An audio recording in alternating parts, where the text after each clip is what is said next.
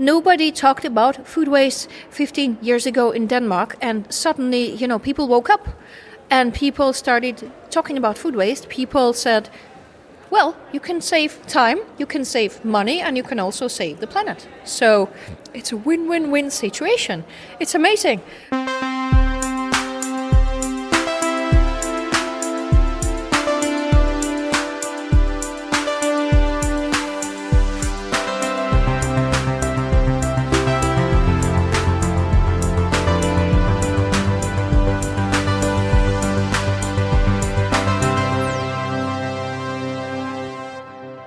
Welcome back to Heja Framtiden, the Swedish podcast on the future. My name is Christian von Essen. I'm sitting here at Garnisonen in Stockholm just after we have finished Nordic Food Waste Summit 2023. Great gathering with high-level professionals and ministers attending. I'm sitting here now with Selina Juul from Stop Wasting Food movement. Welcome to the show. Thank you very much. Tell me about Stop Wasting Food. When did that start and why? Well, it started 15 years ago, and it's a Danish movement that I started 15 years ago, and it has become not only a national but international movement. I'm originally a graphic designer. I'm not a food person. I'm not a politician, but unfortunately today I do nothing else. And basically, we are a bottom-up initiative. We're a consumer initiative, started up, bottom-up. Suddenly, our first breakthrough was Rema 1000, which is Rema 1000, a Norwegian supermarket chain, which is in Denmark. They heard about me on the news just 3 months after I started the movement.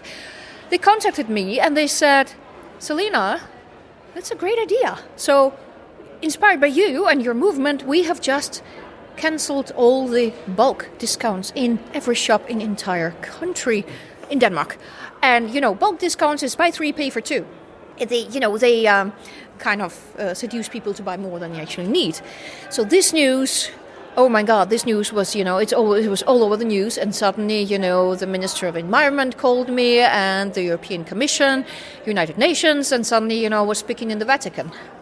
It's been 15 years, and today, I've been a high-level, as they called me, keynote speaker at the Nordic Food Waste Summit, and we have a summit with the 2 princesses. We have Her Royal Highness Princess Maria of Denmark and Her Royal Highness Crown Princess Victoria of Sweden, of which, by the way, I just said hello to, and she says she knows my work. Wow. So how did we end up here? How did you end up here? What was it that you saw that you started with? Basically, I wanted to do my little bit contribution to change the world, and that was food waste. Nobody talked about food waste 15 years ago in Denmark, and suddenly, people woke up and people started talking about food waste. People said, well, you can save time, you can save money, and you can also save the planet. So it's a win-win-win situation. It's amazing. Let's stop wasting food.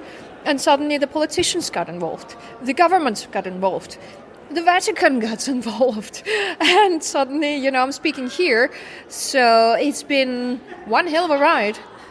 But how have you seen the development in the public opinion and from the business side and the political side during these 15 years? I mean, has the mind shift been permanent, and are we now reaching a sort of tipping point, you think?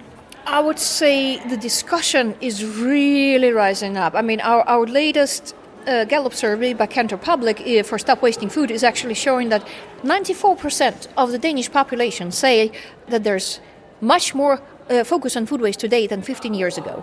So basically, it's the result of our work. We are really, shifting the consumer behavior. Now, what my entire point at the conference, at the summit today in my keynote, was that I would love to see making wasting food socially unacceptable. Making wasting food socially unacceptable. And no, I'm not talking about that we need to eat much more than we actually need. I'm talking about making it as socially unacceptable as smoking indoors. Because you don't smoke indoors today, it's socially unacceptable. So wasting food throughout the entire value chain, I would love to see it in 10 years that it's socially unacceptable. We don't waste food anywhere. What do you think is the best way to accomplish that? We talked about regulations a lot today, legislation, and also the price, that it should be more costly to waste food, especially from the retailer side. Do you think this like whip and carrot perspective combined with consumer behavior and technology can be the way forward? Very excellent question, because there's no one miracle solution. There's no one size fits all solution. There has to be many solutions. I mean, it's behavior change, it's technology, it's the legislation, it's the innovation. So it's many factors that combine one solution. But basically, I mean, what we did in Denmark is, I'm not saying that we made it socially unacceptable, but I know that, today everybody's talking about food waste. I mean, we have an honor to collaborate with Her Royal Highness Princess Marie of Denmark, with whom I have published a cookbook on food waste. I mean, when you have the royal house involved in the fight against food waste, it's really something, because, it's not only it's not only the activists, it's not only the grassroots, it is people upstairs. And of course, most of my listeners know the problem with food waste and why it is such an interesting topic, but can you briefly make the pitch? Why are we talking about this so much now? 8 to 10% of the global greenhouse gas emissions, they come from food loss and waste. So it's a very tangible solution to cut up to 10% of the global CO2 emissions, just by cutting food loss and waste. Now, but it's a complex problem. So basically, when you talk about food waste, it is an economical problem, it is a climate problem, it is a resource problem, and it is also an ethical problem, because some people don't have enough food to eat. Now we have inflation at the moment in Sweden, in Denmark, in Europe, in other countries. Inflation that is meaning that food is getting more and more expensive, which means that you cannot keep wasting food. So what thoughts and insights are bringing home from this summit today? We talked a lot about increased collaboration between Nordic countries, for example. Well, this actually, today it is the first and biggest step in the Nordic countries to a joint collaboration to stop wasting food. There are Nordic countries that are gathered together so we can find solutions. 10 years ago, exactly 10 years ago, I won the Nordic Council Nature and Environment Prize. It was in Oslo. It was one of the biggest days of my life, actually, because I didn't, count on winning, but I did. So, but this is really collecting, combining the Nordic countries in collaborative action, which is important. Because, we do have an action in the European Commission. I'm a part of the European Commission's Food Loss and Waste platform. We do have an action in FAO, the United Nations Food and Agriculture Organization. I'm sitting on the member of their Safe Food Initiative. But we also need an action. We need action in the Nordic countries. And a lot of the action revolves around harmonization of rules and definitions and measurements, stuff like that, right? Well, the measurement and definitions are important, because in many countries they measure food waste differently. Some measure food loss, some measure food waste, other measure side streams, and other measure waste. So we need to standardize this issue. I'm working at the moment in the group of the Danish Standard Organization, which is actually part of the European organization, to standardize the food waste definition. It was also, I've been in a lot of EU projects about that as well, so it's not the first time, but it is a difficult topic. What do you think is most enjoyable about your work today? To see that my work is actually, moving something. To see that, today 94% of the Danish population are aware of that food should not be wasted. That didn't happen 15 years ago. 15 years ago, I was a graphic designer. I'm an introvert, so I was sitting, drawing drawings. If you tell me, 15 years ago that Selina, you will be collaborating with Her Royal Highness Princess Marie of Denmark, you will be speaking in the Vatican, you will be contributing to the His Holiness Pope Francis book on food waste, or you can get on the BBC and the video get viral and you get 30 million views all over the world, I would say, you're crazy. And why do you think you have struck a chord with your work? Is it because you appeal to households, that they see that this is actually something I can do? It's a very excellent question. You know, remember it was 2008. We started to have economic crisis in Europe, in Scandinavia, in Denmark, in Sweden, all over the place. People needed to save money. So I came at the right time and the right place. Al Gore just published his movie, Inconvenient Truth. Al Gore inspired me to do this work. I mean, among many other people. And I think I was at the right time and the right place and the right communication. Because, you know, today I have 126,000 social media followers. I'm on the news all the time. Sometimes like it's 10 times a week, nationally and internationally. But it's also clever and intelligent communication. For example, I never talk about my private life. Never. Either online, in the social media, or in the media. I never invite journalists at home. You know, when the CNN was here in Denmark, we had a fight because CNN wanted to come home to me, and I was like, no, you don't come home to me. And, you know, I really keep focus. So if I get invitations from programs like Dancing with the Stars or other shitty reality programs, you know, I said no. Because, you know, I'm not an influencer. I'm an opinion maker. I'm a leader. I'm a founder. But I'm not a person who's going there online or on TV trying to get famous. You know, after all of this, I need to get home. I need, you know, to have my alone time because this is about the cause. It's not about the person. Yeah, maybe that's what's actually working. That your passion shines through. It does work because today we have so many persons who want to be famous, who want to get on TikTok. I mean, all the... For nothing, in particular. Yeah, for nothing. And you know what? It's like, when I talk to famous people and they said to me, Selina, are you crazy? You said no to this program and this TV show and this TV show. Are you crazy? I'm like, I don't want to get on those TV shows because when I want to get on, is the news, is the TV, is the CNN, is the BBC, and talk, you know, about food waste. I'm not on the shows to, you know, dance or do reality TV. Because, and this is, you know, we need to understand, we live in the world where the young people, they want to get famous for nothing.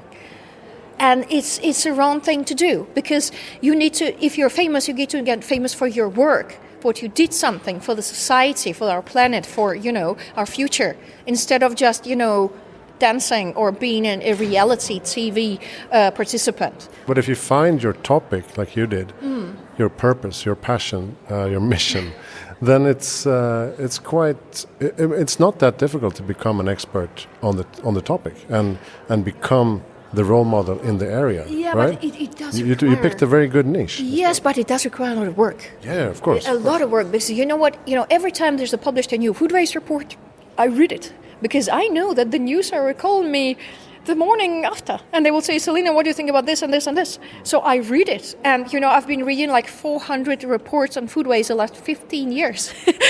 National, international, Swedish, Danish, Finnish, everywhere, because you know, I need to be the top expert of my area, because also I love this work. It interests me. Yeah, we really need a role model like you in Sweden as well, I think. Or you should take over Sweden as well. You know, when I was on BBC, a lot of people came to me, I get 30 million views. I mean, it was crazy. And, you know, I got so many emails and people are like, can you go to Brazil? Can you go to Sweden? Can you go to Norway? Can you go to, you know, Australia, South America and do this for us? I'm like, no, start your own movement. I mean, if I could do that for 15 years, you can do it too. I mean, and this is the thing, it's empowerment. I mean, you can be the change you want to see in the world. You just have to be persistent. My first 8 years of work was absolutely without money. And, you know, I'm a graphic designer, so sometimes I had to work at night. And I have to do, you know, to get money for my rent. And I have to be, you know, do the Stop Wasting Food movement a day. And, you know, it's persistent. Because people give up too easy and too soon. And this is, you know, I am the true example of not giving up. I mean, not giving up. If you give up too soon, you won't achieve anything. And if you do what you always have been done, you will always get the same result you've always gotten. So, I mean, you need to do something new. Yeah, I can attest to that. I've been doing this for 5.5 years, and it's been a struggle, but I'm getting there. Yeah, but it's amazing. I mean, you get 400 experts interviews for the last 5 years. It's so cool. Without any financing or funding or sponsorship. Very good point. Financing. I would love to hear more about financing also on the future food waste summits, because where's the money? I mean, so many people are doing it for free. What I have suggested to our government 5 years ago, and I still do, is to make a national food waste reduction and prevention foundation, which means that put some government money on the financial law so NGOs, charity like us, like you, like everybody else, can get the money for the good work that we're doing. Because right now, if we don't get funding, we will die out. And I mean, I'm fortunate. I'm fortunate that right now I have funding for 2 years because we have some projects supported by the foundations. But I mean, in 2 years, I don't know. I'm all broke. So basically, if this agenda, your agenda, our agenda, if this is needed to take seriously, and we are, because we're changing the world, we're making the future for a better place, there needs to be funding. I would love to see the Nordic Council propose to have a joint Nordic foundation for all the Nordic countries, so they can fund initiatives like yours, like ours, like many others, who are changing the world. It's so important. And we talked before this about the lack of visions that we often see in conferences like this. Today was a bit visionary in a way because we talked about where we need to go. But we often lack imagination about the future, don't you think? Do you have envisioned that kind of image of where we are heading if everything goes right? Yes, if everything goes right. But right now everything goes wrong. I mean, right now we had a lot of setbacks. We had COVID, and mark my words, COVID will be not the last pandemic. It's the first.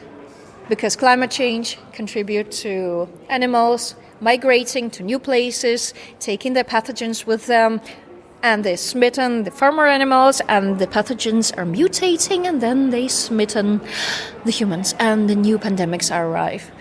Believe me, COVID is the first pandemic. Definitely not the last. Now, we have the war criminal Putin, who has assaulted a peaceful country of Ukraine and threatening, Europe with a nuclear war. We have another setbacks. We have climate change. So basically, the future right now, oh dear. I mean, we really need to be optimistic. And by the way, people are getting more and more stupid because you have ChatGPT doing your work. The Matrix is one of my all-time favorite movies. You remember Agent Smith? Remember what he said to Morpheus? When we started thinking for you, Morpheus, it has become our world. This is what will happen with the AI if the AI will start thinking for us. And it will, because we humans are going to get more and more stupid and more reliable on AI. The children will get the school assignments made by the ChatGPT. And suddenly the AI will think for you, and suddenly the AI will get, at one point, as Elon Musk is fearing, the AI will get, there will be transcendence, and then it becomes self-aware, and then we'll say human is a virus of this planet, and we are the cure. Okay, I'm on to Skynet, sorry, and Matrix, but I mean... Nice to meet you. Look, I'm totally into the sci-fi, but on the future point, on the bright point, the AI, the technology, all the innovation that we are doing now will help us change the future. But we need to do it now. We know we cannot do it in 10 years. We cannot do it in 15 years. We need to do it as soon as possible. Because climate change is not waiting for us. It's already happening. I think AI can be a perfect partner in battling food waste issues, climate change, energy efficiency, all that stuff. Absolutely. And that was actually what was missing in the conference. I would love to hear in the summit more about the AI solutions, because they are definitely here to stay. They're definitely, expanding at the moment. So the tech companies working with predictability in the food chain and the forecasting, they are using AI, of course, to to predict what to buy and what not to buy. AI will definitely help. Definitely. So I think maybe the next summit, I don't know, it's going to be in Stockholm or in Copenhagen, you never know. The part of the AI should be on the program. Yeah, I definitely think so. All right, we're out of wine and we're out of time. You're going to go back to sleep, and we'll see you again next year, hopefully. Thank you so much, Selina Juul, for joining Heja Framtiden. The pleasure is all mine. Thank you so much. And may the force be with you. May the force be with you. Let's see if we see you on Dancing with the Stars in 2 years, when the funding is up. Maybe in the next Star Wars. No. Yeah, maybe. Matrix. So the Matrix? I mean, come on. I mean, okay. I'm the Matrix fan. I have to nerd a little about the Matrix. The latest Matrix didn't happen. I mean, really, because I'm the old school Matrix fan. So I mean, the latest Matrix Resurrections. I mean, really, I think it is just a part of the Matrix. It is like a side program. Really. But remember what Morpheus said to Neo, which is also interesting. He said that you take the blue pill, you wake up, the story ends, and you wake up and, you believe in whatever you want to believe. You take the red pill, and you stay in the Wonderland, and I show you how deep the rabbit hole goes. Now, what I think is the Matrix is actually Neo never woke up, because you stay in the Wonderland. This is the point of the entire Matrix. There's a Matrix within the Matrix. Neo never woke up. But this, my friends, is for the next podcast. Wow. Thank you, Selina, for these closing remarks. Stopspildavmat.org. Stopwastingfood. It is stopwastingfoodmovement.org. Stopwastingfoodmovement.org, yeah. And selinajuul.com. And are you open for people starting new chapters all over the world under the Stop Wasting Food movement? No. People should do their own movements. I'm like Morpheus. I can only show you the door. You have to work through it by yourself. I love the Matrix. Too much Matrix references. Yeah, I love it.